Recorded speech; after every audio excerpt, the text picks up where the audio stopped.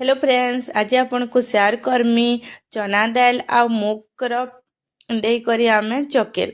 आस देखमा केंदा बनामी जे पहला तो मैं चना दाल आ मुग आ चाउल अलुआ चाउल नहीं करी मैं पहला 2-3 घंटा लगी बुतरे देथिली आ ताहाके आनी करी मैं भल करी 2-3 थर सफा करी धुई नहीं छे आउ ताहाके आमे एखनी ग्राइंड करमा। ग्राइंड कला बेले का करबे सबुजा करके देबे सेती धनिया पतर दे देमा, कच्चा मिर्चा दे देमा आउ अदरक देदेमा, अदा अदा देदेमा।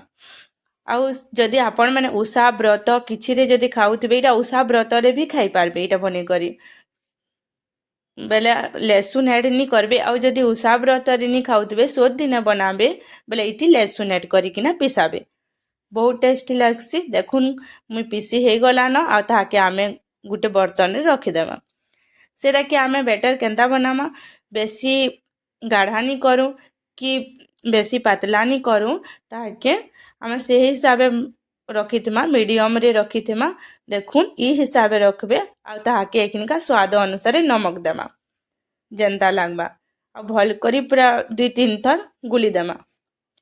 से आड़े आमे तावा नहीं जिमा नॉन स्टिकी तावा रे भी बनबा आ नॉर्मल तावा रे भी बनबा।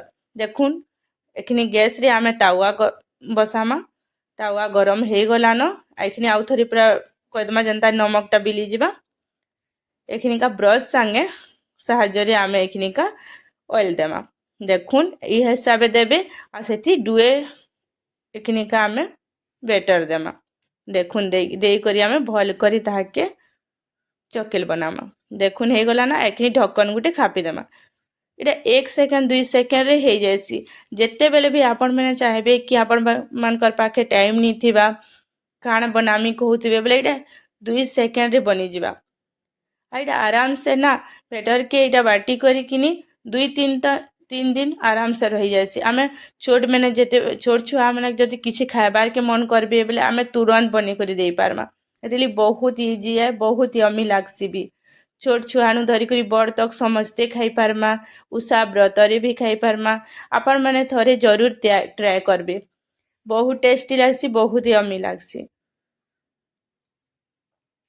भल लागले कहबे केंता लागला जे आ खाई करी जरूर देखबे। भल लागले लाइक करबे, कमेंट करबे, शेयर करबे आ मोर पेज के सब्सक्राइब करबे। Bye bye.